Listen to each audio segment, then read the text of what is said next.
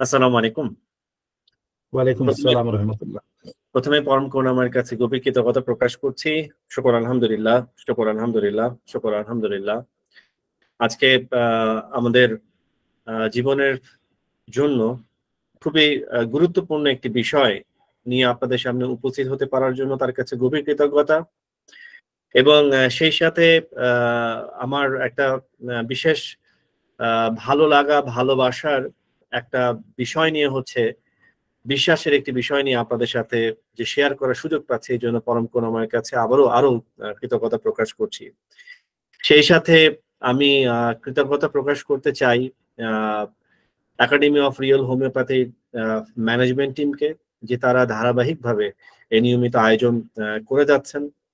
এবং আমি আ গভীর শ্রদ্ধা ভরে স্মরণ করতে চাই আমার শ্রদ্ধেয় শিক্ষক শহীদ আল বুখারী মহোজাতক, যিনি কোয়ান্টাম মেথড মেডিটেশনের উদ্ভাবক এবং সফল প্রশিক্ষক, এবং যার কাছ থেকে আমি নিজে হচ্ছে গিয়ে মেডিটেশন শিখেছি। এবং এই মেডিটেশন চর্চার প্রায় 23 বছর হয়ে গেল। 23 বছর ধরে মেডিটেশন চর্চা করছি। এই মেডিটেশনের সাথে রয়েছি। জীবনের একটি অনুষঙ্গ হিসেবে মেডিটেশনকে গ্রহণ করে সামনে এগিয়ে যাচ্ছি। তো আমাদের সেই শ্রদ্ধেয় শিক্ষককে আমি শুরুতেই শ্রদ্ধা ভরে স্মরণ করছি। তো মেডিটেশন জীবন যাপনের বিজ্ঞান, এই বিষয়টি দেখেই বুঝতে পারছি যে আজকে আমরা মেডিটেশন বিষয়টা নিয়েই আলোচনা করব। কম বেশি আমরা মেডিটেশন সম্পর্কে জানি না এখন বর্তমানে, এরকম সংখ্যা খুব কম মানুষই পাওয়া যাবে। তারপরেও যদি এরকম কেউ থেকে থাকি যে মেডিটেশন কি আমরা জানি না বা বুঝি না, তাদের সাথেও আজকে আমরা এই বিষয়টাকে শেয়ার করার চেষ্টা করব। তো আজকের যে মূল যে প্রাতিপদ্য সেটা হচ্ছে জীবন যাপনের বিজ্ঞান। আমরা এই জীবন যাপনের বিজ্ঞান নিয়ে হচ্ছে আমরা আজকে শুরু করতে চাই। তো আমরা একটা গল্প দিয়ে শুরু করতে চাই আজকে। গল্পটা হচ্ছে কলকাতার বাবুর গল্প। এই বাবুর অনেক বিখ্যাত গল্প আর কি, যে অনেকেই আমরা জানি। তো বাবু, সে খুব শিক্ষিত, সে খুব জ্ঞানী, সে অনেক জানে। এবং তার এই যে জানা, এই জানার ব্যাপারেও তার বেশ একটা গর্ববোধ রয়েছে। তো বাবু একবার নদী পারাপারের জন্য নৌকায় উঠলেন। তো নৌকায় ওঠার পরে যখন নৌকার মাঝির সাথে তার কথোপকথন শুরু হলো, কথোপকথন শুরু হতেই আহ বাবু বুঝতে পারলেন যে মাঝি খুব একটা পড়াশোনা করেনি, লেখাপড়া শিখেনি। তো এটা বোঝার সাথে সাথেই যখনই সুযোগ হচ্ছে, বাবু মাঝিকে তার এই যে জ্ঞান, এই শিক্ষার গরিমাটা প্রকাশ করতে শুরু করলো। এবং কিছু দূর যেতে যেতে বাবু মাঝিকে প্রশ্ন করতে থাকে, এক এক প্রশ্ন বান তাকে ছুড়ে দিতে থাকে। এইভাবেই প্রশ্ন করতে করতে বাবু মাঝিকে জিজ্ঞেস করে যে মাঝি, তুমি কি ইতিহাস জানো? যখন মাঝিকে জিজ্ঞেস করে বাবু যে তুমি ইতিহাস জানো, তখন মাঝি বলে যে বাবু, আমি গরিব মানুষ, লেখাপড়া শিখিনি, আমি ইতিহাস জানবো কিভাবে? তখন বলে তুমি ইতিহাস জানো না? তুমি যদি ইতিহাস না জানো তাহলে তুমি জীবনে এই ইতিহাস থেকে শিক্ষা গ্রহণ করে তোমার জীবন অতিবাহিত করবে কিভাবে? তোমার তো জীবন চারানাই মিছে। কিছু দূর যেতে যেতে বাবু আবার মাঝিকে প্রশ্ন করে যে মাঝি, তুমি কি গণিত জানো? মাঝি আবারও বেশ বিচলিত হয়ে যায় এবং বাবুকে বলে যে বাবু, আমি গরিব মানুষ, লেখাপড়া শিখিনি, আমি গণিত জানবো কিভাবে? তখন বাবু বলে মাঝি, তুমি গণিত জানো না, অঙ্ক জানো না, তাহলে তুমি জীবনের অঙ্ক কষবে কিভাবে? তোমার তো জীবন আটানাই মিছে। এভাবে করতে করতে কিছু দূর যেতে যেতে বাবু মাঝির প্রায় 12 আনা জীবনী মিছে করে দিল। তো আমরা জানি যে এক সময় আনার হিসেব ছিল, যে বলা হতো যে 16 আনায় মানে 1 টাকা ধরা হতো আর কি। তো এইভাবে যেতে যেতে বাবু যেটা করলো, তার 12 আনা জীবনী মিছে করে ফেললো মাঝির। তো কিছুক্ষণ পর হঠাৎ করে আকাশ মেঘাচ্ছন্ন হয়ে গেল, আকাশে মেঘ করে আসলো, কালো হয়ে গেল, এবং যে নদীর পানি, সে নদীর পানি ফুলে উঠতে শুরু করলো। এবং নদীর পানি ফুলে ওঠার সাথে সাথেই নৌকা বেশ টালমাটাল টলমল করতে শুরু করলো, নড়াচড়া করতে শুরু করলো, এবং কিছুক্ষণ পরে নৌকার তল দিয়ে ছোট্ট একটা ফুটা হয়ে গেল, এবং ফুটা হওয়ার সাথে সাথে সেখান থেকে তরতর করে পানি বাড়তে শুরু করলো, এবং নৌকা প্রায় ডুবু ডুবু অবস্থা।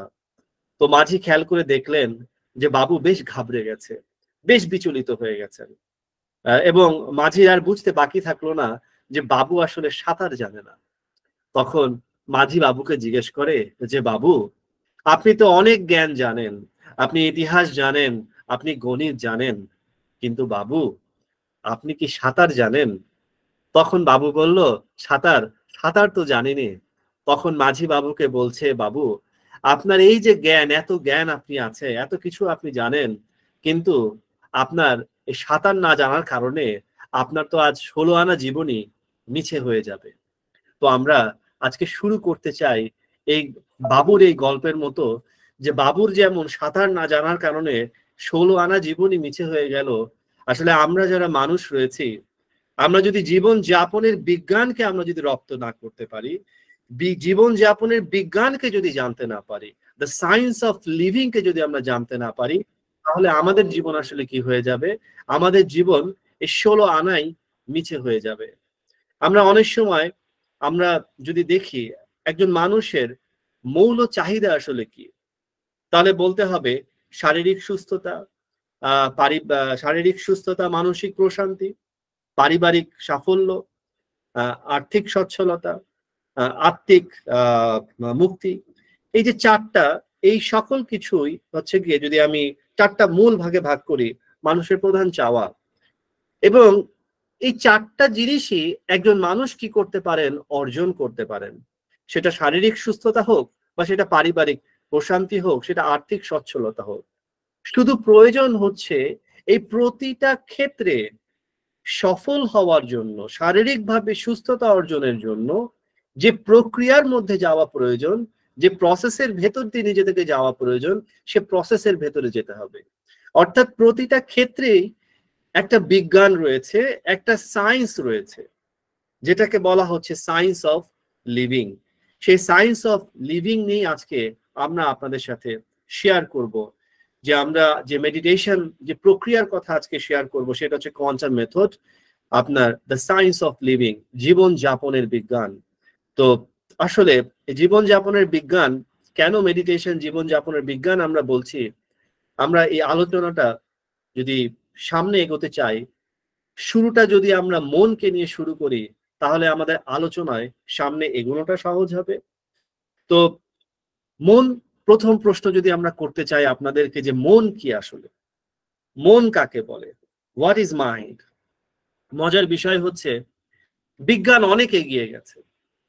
আমরা যদি দেখি বিজ্ঞানের প্রচুর অগ্রগতি হয়েছে, এবং অনেক কিছুকেই তারা দূরবীক্ষণ যন্ত্রের আওতায় নিয়ে এসেছেন। অণুবীক্ষণ যন্ত্রের মধ্যে নিয়ে তারা কি করেছেন, একদম কুটি কুটি করে করে, মানে আরো ম্যাগনিফাই করতে করতে তার ভেতরে চলে গেছে। কিন্তু এখন পর্যন্ত বিজ্ঞানীরা কোনো অণুবীক্ষণ বা দূরবীক্ষণ যন্ত্রের আওতায় নিয়ে আসতে পারেননি মনকে। কিন্তু তারা অতীতে যত বুজুর্গ এসেছেন, মনির এসেছেন, নবী রাসূলগণ এসেছেন, তাদের সাথে একটি বিষয়ে বিজ্ঞানীরা একমত হয়েছেন, সেটা হচ্ছে mind is the source of all পাওয়ার। অর্থাৎ মনই হচ্ছে সকল শক্তির উৎস। আমরা যদি এই মনের শক্তি রহস্যটাকে আমরা বুঝতে পারি, তাহলেই আমরা কি করতে পারবো? তাহলেই আমরা রোগকে সুস্থতায় রূপান্তর করতে পারবো, আমরা অভাবকে প্রাচুর্যে রূপান্তর করতে পারবো, ব্যর্থতাকে সাফল্যে রূপান্তরিত করতে পারবো। আসলে এই মনের শক্তির ভেতরেই লুকায়িত রয়েছে এই সকল প্রাপ্তির যে জিস্ট বলি, যে নির্যাস বলি, তাই। আসলে মনের শক্তিটা কোথা থেকে পায়? মন শক্তি পায় হচ্ছে গিয়ে বিশ্বাস থেকে, আমার বিলিফ সিস্টেম থেকে।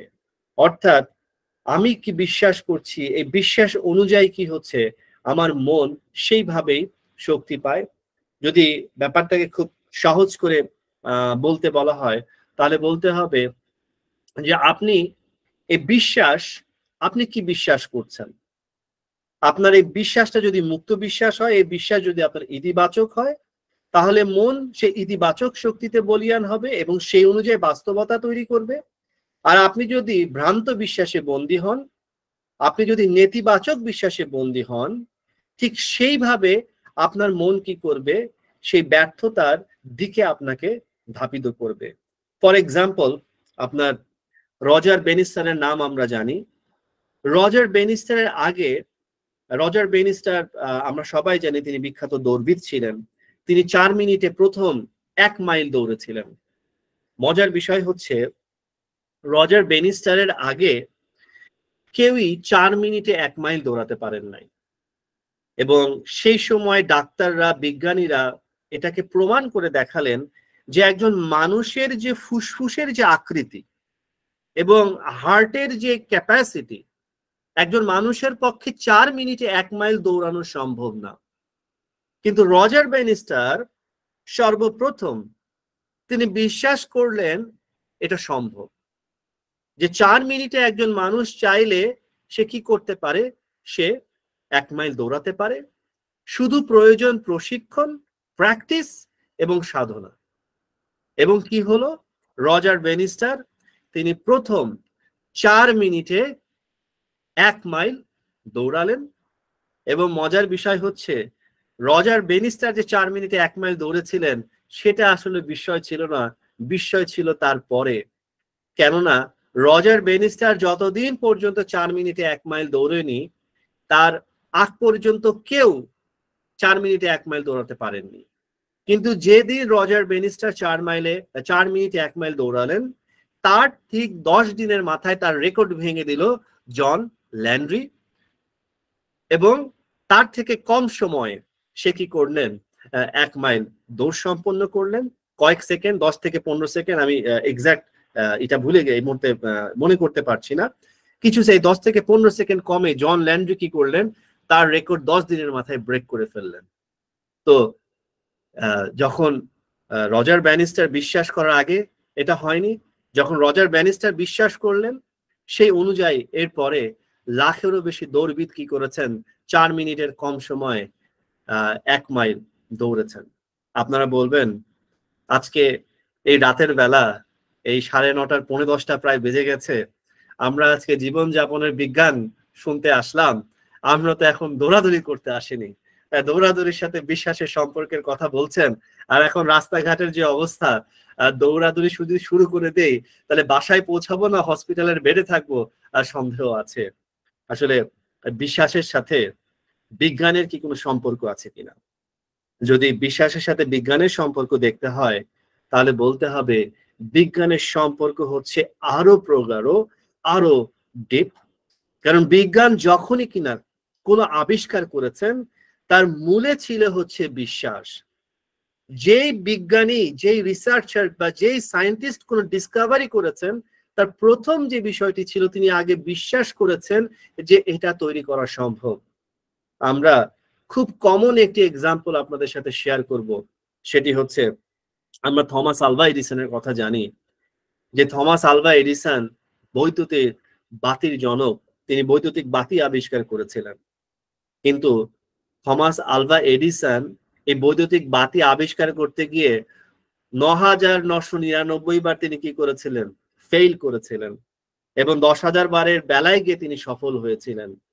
এবং যখন তিনি ফেইল করছেন, সবাই জানেন যে তিনি বৈদ্যুতিক বাতি আবিষ্কারের জন্য চেষ্টা করছেন, আশপাশ থেকে তাকে মানে ডিমোরালাইজ করার জন্য তো মানুষের অভাব ছিল না। কিন্তু থমাস আলভা এডিসন তার বিশ্বাসে ছিলেন অটল। তিনি বলছিলেন যে বৈদ্যুতিক বাতি আবিষ্কার করা সম্ভব। 9,999 বার আমি ব্যর্থ হইনি। আমি জানতে পেরেছি যে কোন কোন ধাতু দিয়ে বৈদ্যুতিক বাতি তৈরি হবে না, যেটা দিয়ে হবে তার সন্ধান পেয়েছি সামনেই, আমি কি করতে পারবো, আমি আবিষ্কার করতে পারবো।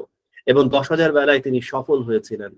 এবং তিনি সফল হতে পেরেছিলেন, তার অন্যতম কারণ ছিল হচ্ছে তার বিশ্বাস। তো আপনারা বলবেন যে বিজ্ঞান হচ্ছে খুব কঠিন জিনিস, আমরা সাধারণ মানুষ, আমরা এই যে শুরুতে বলছিলাম আমরা যে এই বিশ্বাসের সাথে সুস্থতার একটা সম্পর্ক রয়েছে, এই সুস্থতার সাথে বিশ্বাসের সম্পর্কটা কোথায়? আসলে মজার বিষয় হচ্ছে আমরা আমাদের দেশেরই এক মহান ব্যক্তি, জাতীয় অধ্যাপক, আমরা আপনার প্রফেসর এম ইউ আহমেদের কথা আমরা অনেকেই জানি। যে প্রফেসর এম ইউ আহমেদ তিনি যেটা করেছিলেন, তিনি যখন প্রথম আপনার মেডিকেলে পড়াশোনা শুরু করেন এবং মেডিকেলে পড়াশোনা শুরু করার সময় তিনি যেটা হলেন অসুস্থ হয়ে গেলেন। তখন এই ঘটনা হচ্ছে 1934 সালের কথা। তিনি টাইফয়েডে আক্রান্ত হলেন এবং টাইফয়েডে আক্রান্ত হওয়ার পরে তাকে ঢাকার মিটফোর্ড হাসপাতাল, যেটাকে এখন বর্তমানে সলিমুল্লাহ মেডিকেল কলেজ বলা হয়, সেখানে তিনি 3 মাস অ্যাডমিট থাকলেন এবং 3 মাস তার ট্রিটমেন্টের পর ডক্টররা বলে দিলেন যে তাকে বাড়িতে নিয়ে যান, ভালো মন্দ খাওয়া দাওয়া করান আর কি। আসলে সেই সময় ডাক্তাররা যখন কাউকে বাড়ি নিয়ে গিয়ে খাওয়া দাওয়া করার কথা বলতেন, তার মানে হচ্ছে তার বাঁচার আর কোনো আশা নেই। প্রফেসর এম ইউ আহমেদ স্যারকে তার বাসায় নিয়ে যাওয়া হলো। তার দেশের বাড়ি ছিল বরিশাল। তখনকার দিনে ঢাকা থেকে বরিশালে যাওয়ার পথ ছিল, একমাত্র পথ ছিল নৌকা, এবং যেতে লাগতো হচ্ছে 15 দিন। তো যখন তাকে নৌকায় ওঠানো হলো, নৌকায় ওঠার পরেই তিনি এক চারপাশের এই পরিবেশ, মানে যে নদীর আশপাশের যে এনভায়রনমেন্ট সবকিছু মিলে তার ভেতরে এক বাঁচার আকুতি তিনি ফিল করলেন। এবং নৌকায় ওঠার সাথে সাথে তিনি এক নতুন মন্ত্র পেয়ে গেলেন যে আমি বাঁচতে চাই, আমি বাঁচবো। এবং মন্ত্রের মতো তিনি করতে থাকলেন, কি এটা জপতে থাকলেন যে আমি বাঁচতে চাই, আমি বাঁচবো, আমি বাঁচতে চাই, আমি বাঁচবো। এবং 15 দিন পর যখন বাড়ির ঘাটে নৌকা ভিড়লো, নৌকা থেকে তাকে আর ধরে নামাতে হয়নি, বরঞ্চ তিনি এক লাফ দিয়ে নেমে গিয়েছিলেন এবং তিনি সম্পূর্ণ সুস্থ। আসলে সেই সময় টাইফয়েডের কোনো, আমরা জানি যে টাইফয়েড হচ্ছে একটা ব্যাকটেরিয়াল ইনফেকশন, সেই সময় টাইফয়েডের কোনো অ্যান্টিবায়োটিক আবিষ্কার হয়নি এবং এটা ওই পেনিসিলিন আবিষ্কারের ওই সময়কালীনই ঘটনা আর কি, আগের মুহূর্তে। তো আমাদের দেশে সেই সময় অ্যান্টিবায়োটিক তখনও আসেনি এবং পেনিসিলিনও সেই সময় আমার যে কাছাকাছি সময়। তো একটা ব্যাকটেরিয়াল ইনফেকশন থেকে তিনি পুরোপুরি সুস্থ হয়ে গেলেন এবং তার মন্ত্র ছিল যে তার বিশ্বাসের শক্তি, যে আমি বাঁচতে চাই, আমি বাঁচবো, আমি বাঁচতে চাই, আমি বাঁচবো। এবং মজার বিষয় হচ্ছে আপনার professor M U Ahmed sir, তিনি এই যে বিশ্বাসের পরীক্ষা, এই বিশ্বাসের পরীক্ষা তিনি আবারও দিয়েছিলেন 1973 সালের 26শে মার্চ, যখন তার বয়স ছিল 64 বছর। এবং ডক্টররা তাকে যেটা করলেন, ক্লিনিক্যালি ডেথ ঘোষণা করে দিলেন, যে তাকে মানে একদম তিনি যেটা হয়েছে লাইফ সাপোর্টে চলে, মানে ক্লিনিক্যালি ডেথ, মানে জীবন মৃত্যুর একটা বর্ডার লাইনে তিনি তখন আছেন। এবং ঠিক সেই সময়ে তিনি বলছিলেন যে আস্তে আস্তে তিনি মনে হচ্ছেন যে তিনি মানে মারা যাচ্ছেন আর কি। অমন সময় যে তিনি কেন বাঁচবেন, তার বাঁচার কি প্রয়োজন আছে, এইভাবে দেখতে দেখতে হঠাৎ করে তার মনে হলো হ্যাঁ, একটা স্বপ্ন তখনও তার বাকি আছে, এর জন্য তাকে বাঁচতে হবে। সেই পুরনো মন্ত্র তিনি আবারও বলতে শুরু করলেন যে আমি বাঁচতে চাই, আমি বাঁচবো। আপনারা চেষ্টা করুন। সেই ক্লিনিক্যালি ডেড কন্ডিশন থেকে তিনি এই বলে উঠলেন এবং 6 ঘন্টা তিনি ক্লিনিক্যালি ডেড ছিলেন, ডেড অবস্থায় ছিলেন। এবং 6 ঘন্টা পর তার শরীরে আবার প্রাণের স্পন্দন ফিরে আসে এবং তারপরে তিনি আরো 16 বছর বেঁচে ছিলেন এবং 80 বছর বয়সে মৃত্যুর আগের দিন পর্যন্ত তিনি রোগীদেরকে পরামর্শ দিয়ে গিয়েছিলেন। এখন প্রশ্ন আসতে পারে, এই professor M U Ahmed sir তিনি কে ছিলেন? তিনি বাংলাদেশে প্রথম বৈজ্ঞানিক মেডিটেশন চর্চার পথিকৃৎ ছিলেন professor M U Ahmed sir, এবং তিনি ফলিত মনোবিজ্ঞানের প্রফেসর ছিলেন এবং ধ্যানকে, মেডিটেশনকে বিজ্ঞানসম্মত প্রক্রিয়ায় নিরাময় এবং আত্ম উন্নয়নের ক্ষেত্রে প্রয়োগের ধারণাকে তিনি উপমহাদেশে প্রথম তিনি প্রবর্তন করেন, ইমপ্লিমেন্ট করেন এবং এটাকে জনপ্রিয় করে তোলেন। এবং 60-এর দশকে পাশ্চাত্যে যখন মেডিটেশন নিয়ে আলোচনা এবং মাত্র আগ্রহের সূচনা হয়েছে, মাত্র শুরু হচ্ছে, সেই সময় 1940 দশকে তিনি তৎকালীন ভারতবর্ষে জটিল এবং দুরারোগ্য রোগীদেরকে নিরাময় করার জন্য তিনি এই মেডিটেশন ব্যবহার শুরু করলেন। এবং আপনার এমি আহমেদ স্যার রচিত বইগুলোর মধ্যে psychology helps you develop strong personality, মৃগী ও মূর্ছা রোগী এবং মানসিক স্বাস্থ্য, এগুলো উল্লেখযোগ্য। এবং তার সে ট্রিটমেন্টের ক্ষেত্রে একটা মজার ঘটনা রয়েছে যে তার এক রোগী পক্ষাঘাতগ্রস্ত ছিলেন, 1946 সালের ঘটনা। তখন কলকাতা মেডিকেল কলেজের চিকিৎসকরা এক রোগীকে নিয়ে বেশ একটু পেরেশানিতে পড়ে গেলেন। মহিলা প্রায় 3 বছর ধরে প্যারালাইজ ছিলেন। সব রকম চেষ্টা করেও শেষমেশে চিকিৎসকেরা রায় দিলেন যে এই রোগ আর কখনো ভালো হবে না। সেই সময় এক বাঙালি মনোবিদের মনোচিকিৎসা পদ্ধতি মেডিস্টিক সাইকোথেরাপি ভারতে বেশ জনপ্রিয় হয়েছে, এবং সেটা আর কেউ না, প্রফেসর এমি আহমেদ স্যারেরই এই মেডিস্টিক সাইকোথেরাপি। চিকিৎসকরা সে চেষ্টা হিসেবে তারা চিন্তা করলেন যে তাহলে এই রোগীকে সেখানে পাঠিয়ে দেখা যেতে পারে কি হয়। তো Himalayan railway chief medical officer এবং কলকাতা মেডিকেল কলেজের চিকিৎসকদের প্রেজেন্সেই সেই মনোবিদ কি করলেন, মানে আমাদের এমি আহমেদ স্যার, তিনি রোগীকে মেডিস্টিক সাইকোথেরাপি দেওয়া শুরু করলেন। এবং 7ম সেশনে, মানে 7 নম্বর সেশনেই রোগী পুরোপুরি সুস্থ হয়ে উঠলেন এবং হাঁটতে হাঁটতে চেম্বার থেকে বেরিয়ে গেলেন। এবং ভদ্র মহিলা এতটাই কৃতজ্ঞ ছিলেন, আসলে হওয়াই স্বাভাবিক যে 3 বছর ধরে প্যারালাইজ, হাঁটতে পারছেন না, 3 বছর পর তিনি হাঁটা শুরু করলেন 7ম সেশনের পরেই। ভদ্র মহিলা যেটা করলেন, দার্জিলিং এ তার একটি বাড়ি উপহার হিসেবে লিখে দেন আমাদের এই প্রফেসর এমি আহমেদ স্যারকে। এবং এই ঘটনার 24 বছর পরও সেই ভদ্র মহিলা চিঠি লিখে জানান তিনি সুস্থ জীবন যাপন করছেন। আসলে এটা সম্ভব হয়েছিল কিভাবে? রহস্যটা কোথায় ছিল? আসলে রহস্যটা কিছুই না, রহস্যটা ছিল এই যে বিশ্বাসের শক্তিটাকে, জীবন যাপনের যে এই যে বিজ্ঞান, এই বিজ্ঞানটাকে আসলে কানেক্ট করে দেওয়ার মাধ্যমে। এবং মনের এই শক্তি, রহস্যটাই লুকায়িত রয়েছে এই যে আমরা বিশ্বাসের শক্তির কথা বললাম, যে আমরা ক্রীড়ায় যে সাফল্যের ঘটনাগুলো বললাম, আমরা নিরাময়ের ক্ষেত্রে যে ঘটনাগুলো বললাম, আসলে এটা কেন হয়েছে? কারণ হচ্ছে বিশ্বাস। কারণ একজন মানুষ কোনো কিছু অর্জন করতে পারবেন কি পারবেন না, তার মধ্যে পার্থক্য হচ্ছে একটাই, সেটা হচ্ছে বিশ্বাস এবং অবিশ্বাসের। এবং আজকে আপনারা অনেকেই যারা আমাদের AORH হোয়াটসঅ্যাপ গ্রুপের মধ্যে আছেন, আমাদের চেয়ারম্যান স্যার একটা পোস্ট দিয়েছিলেন, এবং সেই পোস্টে একটা খুব সুন্দর একটা উদাহরণ দেওয়া ছিল, অনেকেই হয়তো বা পড়েছেন। উদাহরণটা আবারও শেয়ার করছি যাদের পড়ার সুযোগ হয়নি। এই যে বিশ্বাস এবং অবিশ্বাসের পার্থক্য বোঝাটা হচ্ছে খুব সিম্পল। কিরকম? ধরেন আপনাদেরকে একটা 6 ইঞ্চির তক্তা দিয়ে দেওয়া হলো, এবং এই তক্তাটাকে আপনাদেরকে যদি মেঝের উপরে ফেলে দেওয়া হয় এবং আপনাদেরকে যদি বলা হয় যে তক্তার উপর দিয়ে আপনি হেঁটে যান, আমরা যারাই আছি সবাই কি করতে পারবো? এই 6 ইঞ্চি তক্তার উপর দিয়ে অনায়াসে আমরা হেঁটে চলে যেতে পারবো।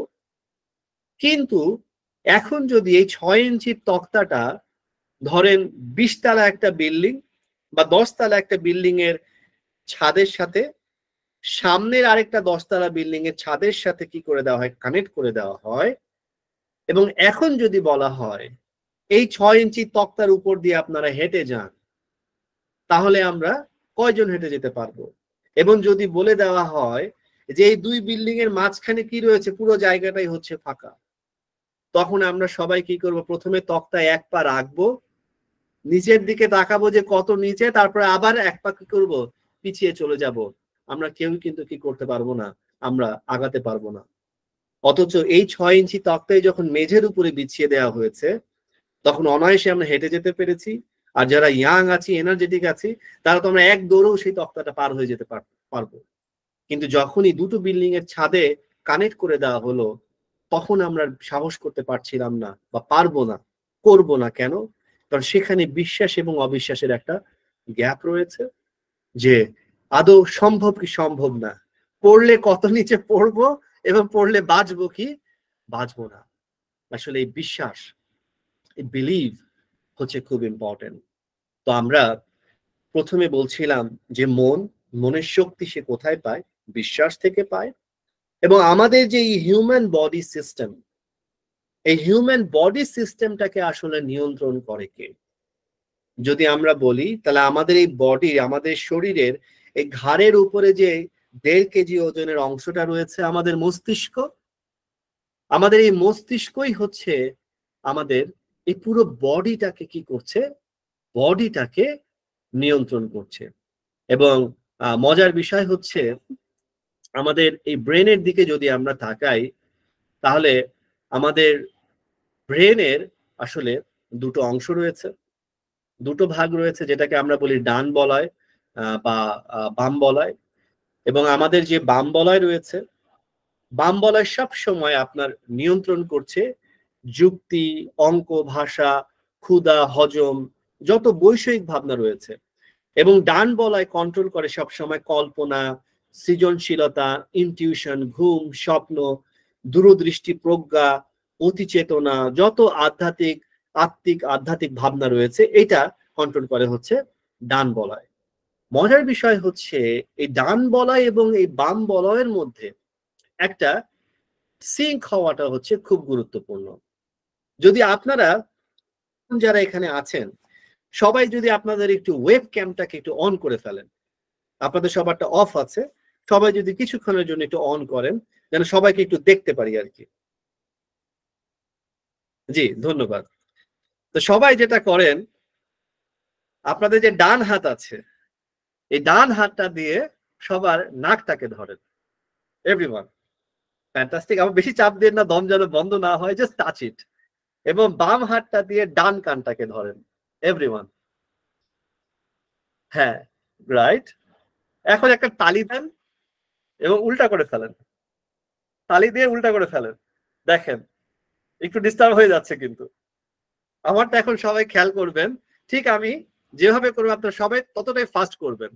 প্রথমে এভাবে ধরলেন উল্টা, আর করতে গিয়ে দেখবেন এলোমেলো হয়ে যাচ্ছে। মানে কখনো ডান হাত এটা ধরছে, ওভাবে ধরছে, এইভাবে ধরছে, কিন্তু এটা করতে ডিফিকাল্ট হচ্ছে। কেন? কারণ এই যে ডান বলয় আর বাম বলয়, এই ডান বলয় এবং বাম বলয়ের কি হচ্ছে, একটা কনফ্লিক্ট হচ্ছে। এই কনফ্লিক্টকে যখন আমরা কি করতে পারবো, আমরা ম্যানেজ করতে পারবো পারফেক্টলি, অর্থাৎ চ্যানেলাইজেশন হবে, তখন কি হবে, এর ভিতরে কমিউনিকেশনটা খুব স্মুথ হবে।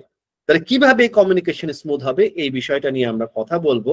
তার আগে আমরা যেটা আপনাদেরকে বলতে চাই, যে মনের কথা বললাম, মনের শক্তি কোথায় পাই সেটাও বললাম, ব্রেনের ব্যাপারে কিছু কথা বললাম, কিন্তু এই যে ব্রেন, এই ব্রেনের চালক আসলে কে? এই ব্রেনের ড্রাইভার হচ্ছে আমাদের মন। এবং মজার বিষয় হচ্ছে আমাদের যে ব্রেইনের কথা বলছি, ব্রেইনটাকে আসলে নিয়ন্ত্রণ করছে, কন্ট্রোল করছে হচ্ছে আমাদের মন। এখন ব্রেইন যদি প্রপারলি কন্ট্রোল না হয়, তাহলে কি হবে? ব্রেইনটা চালাচ্ছে আমার টোটাল বডি সিস্টেমটাকে, সেটা ভুল পথে চলে যাবে। আর ব্রেইন যদি ঠিকভাবে চালিত হয়, ড্রাইভড হয়, তাহলে টোটাল বডি সিস্টেমটা কি হবে, ঠিকভাবে চলবে। কিন্তু চ্যালেঞ্জ হচ্ছে আমাদের এই জায়গাটাতেই, এই যে আমাদের মন, এই মনকে নিয়েই হচ্ছে আমাদের সমস্যা। এবং আপনার এই যে ব্রেইনটাকে যে মন কন্ট্রোল করে, এইটা আসলে কে বলছে? এটা আমরা বলছি না, আমি বলছি না, এইটা বলছেন হচ্ছে আপনার আধুনিক চিকিৎসা বিজ্ঞান। তার নতুন একটি ধারা হচ্ছে সাইকো নিউরো ইমিউনোলজি। এবং এই সাইকো নিউরো ইমিউনোলজির দুইজন প্রধান প্রবক্তা হচ্ছে ডক্টর অ্যালেন গোল্ডস্টেইন এবং ডক্টর জন মটিল। দুজনেই হচ্ছেন সাইকিয়াট্রিস্ট এবং নিউরোলজিস্ট। এবং তাদের সাথে আরো দুজন নিউরোসার্জন, ডক্টর ওয়াইল্ডার পেনফিল্ড এবং ডক্টর ইরয়, লং টার্ম একটা গবেষণা করেছেন। এবং গবেষণার পর তারা বলছেন মন এবং ব্রেনের মধ্যে একটা রিলেশন রয়েছে, একটা সম্পর্ক রয়েছে। এবং কি বলছে সেই সম্পর্ক? তারা বলছেন একজন প্রোগ্রামার যেভাবে কম্পিউটারকে পরিচালিত করে, ঠিক একইভাবে মন আমাদের এই মস্তিষ্কটাকে পরিচালিত করে। আসলে আমাদের ব্রেইনের নিজের কিছু করার সামর্থ্য নাই। ব্রেইন হচ্ছে সিম্পল একটা যন্ত্র, একটা মেশিন, এবং তাকে প্রোগ্রামার যে প্রোগ্রাম দিবে ঠিক সে সেইভাবে চলবে, এবং মন তাকে যে প্রোগ্রাম দেয় সেই প্রোগ্রাম অনুযায়ী সে কাজ করে।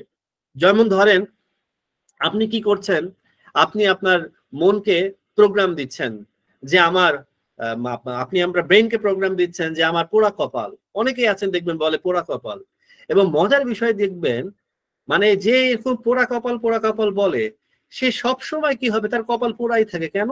যদি পোড়া না থাকেও তাহলে সে আগুন ঠিকই বের করে নিবে, আগুনের সামনে গিয়ে কপাল নিয়ে বলবে কপাল তুই পোড়, এবং সে কপাল তখন কি হবে, পুড়বে আর কি। কারণ তার মন কি করছে, ব্রেনকে প্রোগ্রাম দিচ্ছে। আবার দেখবেন কিছু মানুষ আছে যে তারা সবসময় সাফল্য, ইতিবাচকতা সেভাবে প্রোগ্রাম দিচ্ছে, ব্রেন কি করছে সেই অনুযায়ী সেই বাস্তবতাই আসলে তৈরি করছে। তো এর জন্যই আমাদের মনটাকে নিয়ন্ত্রণ করতে পারাটা হচ্ছে খুবই গুরুত্বপূর্ণ। আমরা যদি মনকে নিয়ন্ত্রণ করতে না পারি তাহলে কি হবে না, তাহলে আসলে লাভ হবে না। এই জন্য আমাদেরকে মনকে নিয়ন্ত্রণ করতে হবে। এবং এই মন, আমরা এর আগেও আমরা আমাদের চেয়ারম্যান স্যার মঞ্জু স্যারের বেশ কিছু সেশন আমরা অ্যাটেন্ড করেছিলাম, যেখানে সাবকনশিয়াস মাইন্ড নিয়ে স্যার কথা বলেছিলেন। তো আমি ওই বিষয়টাতে যাচ্ছি না, শুধু একটি বিষয় আবারও একটু রিক্যাপ করতে চাই যে আসলে মনকে 3 ভাগে ভাগ করা যায়। একটা হচ্ছে সচেতন মন, আরেকটি হচ্ছে অবচেতন মন, এবং 3 নাম্বার হচ্ছে অচেতন মন। বিজ্ঞানীরা যাকে বলছে অচেতন মন, আবার তাকেই সাধকরা বলছেন অতিচেতন মন। অর্থাৎ সেখানেই বলতে পারি যে প্রজ্ঞার নিবাসটা হচ্ছে এই অতিচেতন মনে। তো আমাদের এই মনকে নিয়ন্ত্রণ করতে পারাটা হচ্ছে গুরুত্বপূর্ণ, এবং এই মন নিয়ন্ত্রণের প্রক্রিয়াটাই হচ্ছে মেডিটেশন, ধ্যান, মোরাকাবা, যে নামেই আমরা বলি না কেন। তো মন নিয়ন্ত্রণটা কেন গুরুত্বপূর্ণ, এটাকে আমরা একটা গল্প দিয়ে আপনাদের সাথে শেয়ার করতে চাই। গল্পটা হচ্ছে এক মাস্টার এবং তার স্টুডেন্টের গল্প। মাস্টার হচ্ছেন, তিনি আর্চারি মাস্টার, অর্থাৎ মানে যারা ধনুক নিক্ষেপ করেন আর কি, সে তার টিচার। তো তার স্টুডেন্ট, সে তার শিক্ষকের কাছ থেকে, গুরুর কাছ থেকে, মাস্টারের কাছ থেকে শিখতে শিখতে তার পারদর্শিতা মানে এতটা ভালো হয়ে গেছে যে সে অনেক এক্সপার্ট তীরন্দাজে রূপান্তর হয়ে গেছে। তো অনেক সময় যেটা হয়ে যায়, যখন কেউ কোনো দক্ষতা তার ভেতরে চলে আসে, কোনো বিশেষ গুণাবলী তার কাছে চলে আসে, তখন তার ভেতরে একটা অহমের কিন্তু কি হতে শুরু করে, তৈরি হতে শুরু করে। তো সেই স্টুডেন্টের ভেতরেও একরকম অহংবোধ চলে আসলো, এবং সে যেটা করলো সেটা হচ্ছে তার টিচারকে চ্যালেঞ্জ করে বসলো, যে সে টিচারের থেকেও সে ভাবতে শুরু করলো সে টিচারের থেকে অনেক এক্সপার্ট হয়ে গেছে। তো সে খুব দূরে একটা গাছের মধ্যে নিশানা সেধে তীর ছুড়লো, এবং তারপরে আরেকটা তীর এমন ভাবে ছুড়লো যে যেই আগে যে তীরটা নিশানা সেধেছিল তাকে একদম ভেদ করে গিয়ে ওই বিন্দুতে গিয়ে তীরটা নিক্ষেপ হলো। তো যখন এটা করলো, করে তার টিচারকে, তার মাস্টারকে চ্যালেঞ্জ করলো যে আমি এইভাবে এতটা দক্ষ হয়ে গেছি, আপনি কি পারবেন ঠিক আমার মতো এইভাবে নিশানা সাধতে? তখন তার যে মাস্টার তাকে কিছু বললো না, হাঁটা শুরু করলেন তাকে নিয়ে। হাঁটতে হাঁটতে হাঁটতে হাঁটতে পাহাড়ের চূড়ায় চলে গেলেন, এবং পাহাড়ের চূড়ায় যাওয়ার পরে সামনেও পাহাড়ের একটা অংশ, আরেকটা পাহাড়ের অংশ, সেই অংশ দুই পাহাড়ের দুই চূড়াকে কানেক্ট করে আছে একটা বেশ মানে মোটা এক গাছের কাণ্ড। তো কথা বলতে বলতেই তার যেই মাস্টার, সেই গুড়ির উপর দিয়ে হাঁটা শুরু করলো। হাঁটতে হাঁটতে হাঁটতে হাঁটতে গুড়ির মাঝখানে চলে গেল, এবং মাঝখানে গিয়ে দূরে আরেক পাহাড়ের এক গাছে ওখানে দাঁড়িয়ে সে নিশানা সাধলো। এবং সাধার পরে মাস্টার তার স্টুডেন্টকে, তার শিষ্যকে আমন্ত্রণ জানালো, তুমি কি এখানে এসে তুমি নিশানা সাধতে পারবে? তখন তার শিষ্য বলল, গুরু আপনি কি পাগল হয়ে গিয়েছেন? একে তো হচ্ছে পাহাড়ের চূড়া, তার মধ্যে পিচ্ছিল, আর দাঁড়িয়ে আছি উপরে, নিচে হচ্ছে একদম গিরিখাদ, পড়ে গেলে কি আর বাঁচবো? সম্ভব না। তখন তার টিচার, মাস্টার তাকে বলছে, দেখো তুমি তোমার হাতের নিয়ন্ত্রণ তুমি নিতে পেরেছো, কিন্তু এখনো তুমি তোমার মনকে নিয়ন্ত্রণ করতে পারোনি। যতক্ষণ পর্যন্ত না তুমি তোমার মনকে নিয়ন্ত্রণ করতে পারবে, ততক্ষণ পর্যন্ত আসলে কি হবে না, ততক্ষণ পর্যন্ত তুমি আসলে প্রস্তুত হওনি। তো আমাদের জীবনের সাফল্যের জন্য, সুস্থতার জন্য, প্রশান্তির জন্য, সবকিছুর জন্য এই মনের নিয়ন্ত্রণটা হচ্ছে খুব গুরুত্বপূর্ণ। মেডিটেশন, যাকে বাংলায় ধ্যান বলা হয়, আরবিতে মুরাকাবা বলা হয়, এবং আরো অনেক নামে, তাফাক্কুর, জাযাব্বু, বিভিন্ন নামে হচ্ছে গিয়ে তার উল্লেখ রয়েছে। তো মেডিটেশনকে যদি সহজভাবে বলি, এটি হচ্ছে দেহ এবং মনের শিথিলায়নের একটা প্রক্রিয়া, মন নিয়ন্ত্রণের একটা আধুনিক প্রক্রিয়া হচ্ছে এই মেডিটেশন। প্রক্রিয়া আধুনিক বলা যাবে না, আসলে এটা অনেক প্রাচীন প্রক্রিয়া হচ্ছে। সেই প্রক্রিয়ারই এক আধুনিক রূপ হচ্ছে quantum method, the science of living, জীবনযাপনের বিজ্ঞান। তো মেডিটেশন আসলে কি করে যদি আমরা বলতে চাই, তার ছোট্ট একটা ভিডিও ক্লিপ আমরা দেখে আসি।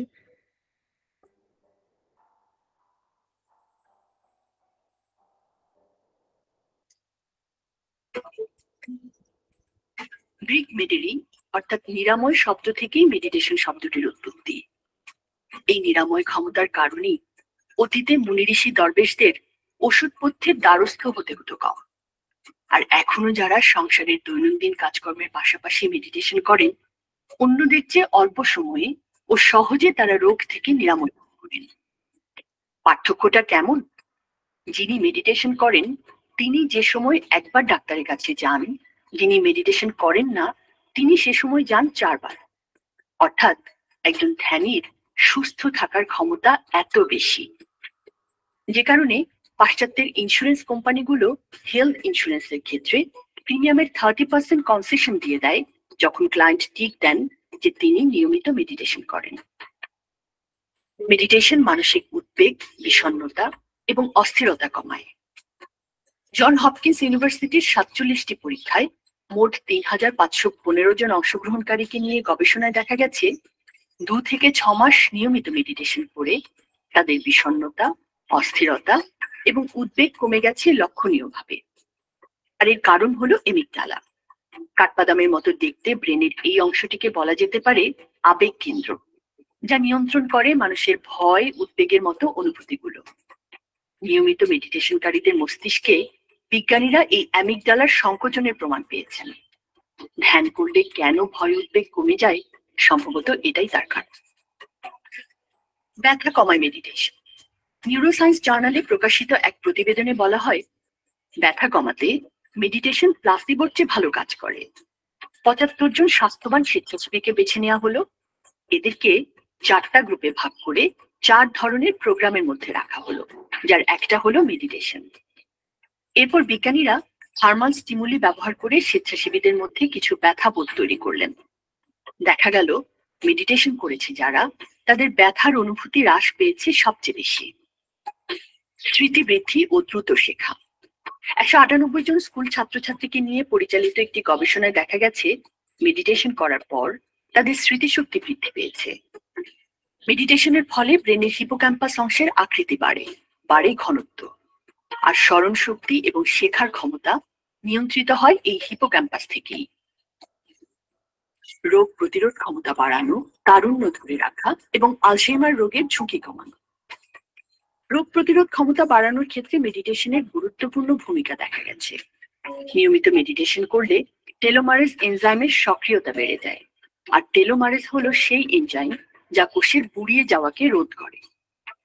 জার্নাল অফ আলঝেইমার ডিজিজের এক গবেষণায় দেখা যায় চিন্তা শক্তি কমে যাচ্ছিল এমন 60 জন প্রবীণকে 3 মাস মেডিটেশন করাবার পর তাদের চিন্তার ক্ষমতা যেমন বেড়েছে, তেমনি বেড়েছে স্মৃতিশক্তি। তাই বুড়ো হবার আগে বা রোগ বালাইয়ের কাছে কাবু হওয়ার আগেই যদি আপনি মেডিটেশন শুরু করেন, তাহলে তরুণ নাতি নাতনিদের সাথেও আপনি পাল্লা দিতে পারবেন সমান তালে।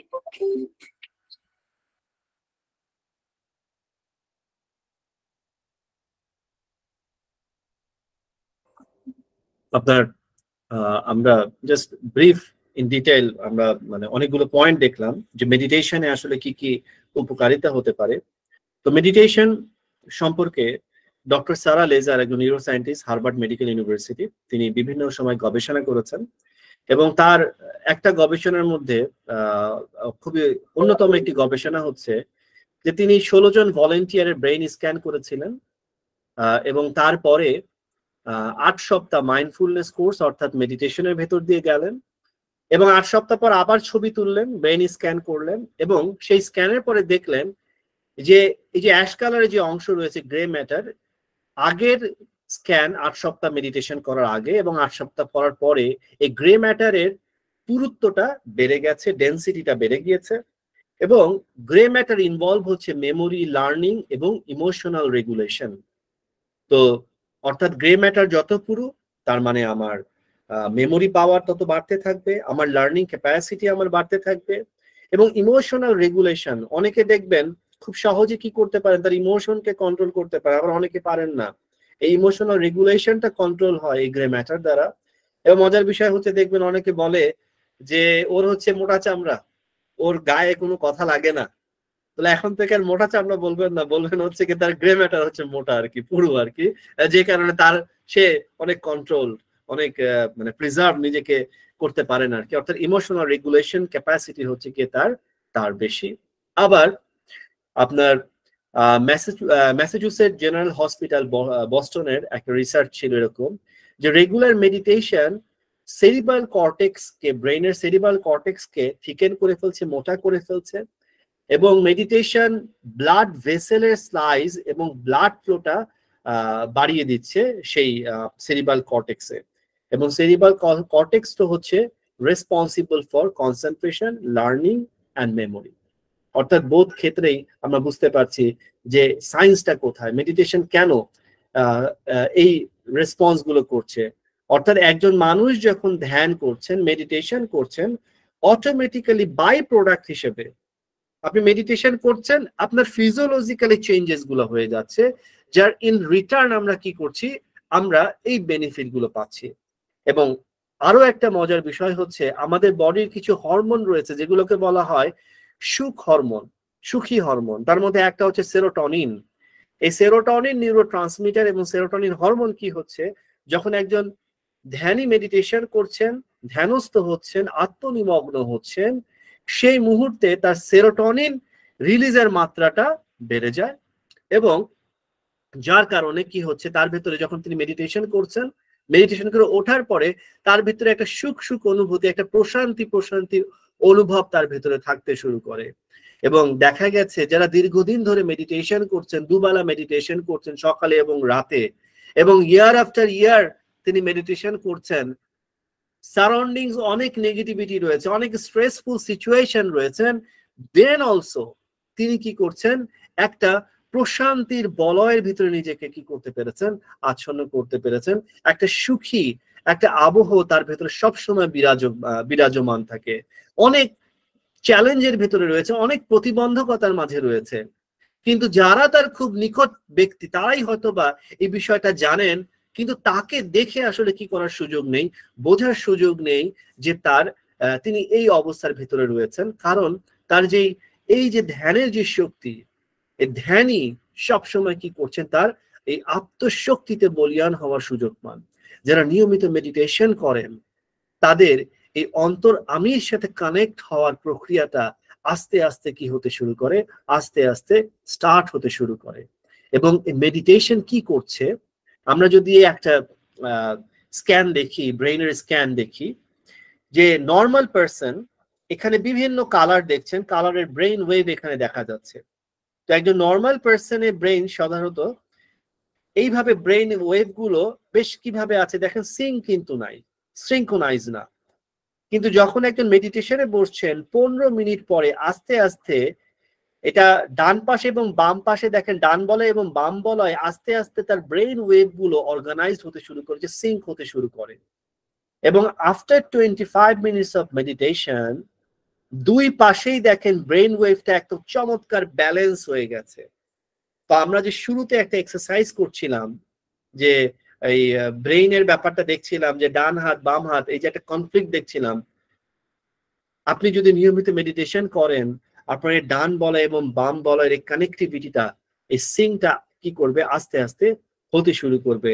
ইয়ার আফটার ইয়ার যখন আপনি নিয়মিত মেডিটেশন করছেন একটা সার্টেন লেভেল অফ এই স্টেটে আমরা কি করতে পারবো, যে সময় এই ডান বলয় এবং বাম বলয় সার্বক্ষণিক একটা ব্যালেন্স কন্ডিশনে থাকে, কোনো কিছু দ্বারাই তার ডিসিশন হ্যাম্পার হয় না, ডিসিশন মেকিং ক্যাপাবিলিটি তার এনহ্যান্স হয়ে যায়, তার অ্যানালিটিক্যাল ক্যাপাবিলিটি বাড়তে শুরু করে, এবং যে কোনো জটিল বিষয়টাও তিনি কি করতে পারেন, খুব সহজভাবে বুঝতে পারেন।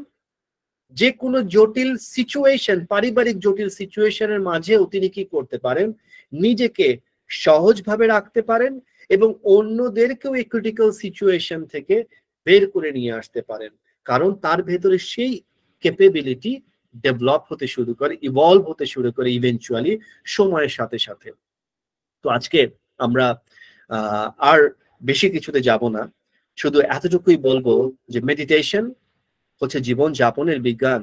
শুরুতে যে গল্প বলেছিলাম যে আমি সমস্ত বিজ্ঞান আমার জানা থাকলো, কিন্তু জীবন যাপনের এই বিজ্ঞানটাকে যদি আমরা জানতে না পারি, আমরা রপ্ত করতে না পারি, তাহলে জীবনের সুস্থতার, প্রশান্তির, আনন্দের, সুখের যে যে টেস্ট, এই টেস্ট পাওয়া থেকে আসলে আমরা বঞ্চিত হব।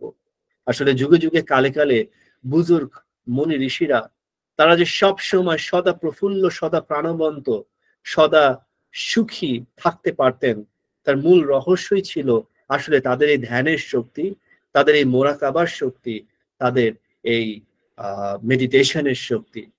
এবং আজকে যেহেতু সময় একটু পার হয়ে গিয়েছে, আমি ইনশাল্লাহ এই পর্বে না, যদি এই পর্বেই রেখেছিলাম, নেক্সট পর্বে আমরা একটা চমৎকার গল্প আপনাদের সাথে শেয়ার করব, যে মেডিটেশন আসলে কিভাবে আমাদেরকে সেই দিকে নিয়ে যেতে সাহায্য করে। তো ধন্যবাদ সবাইকে, আসসালামু আলাইকুম।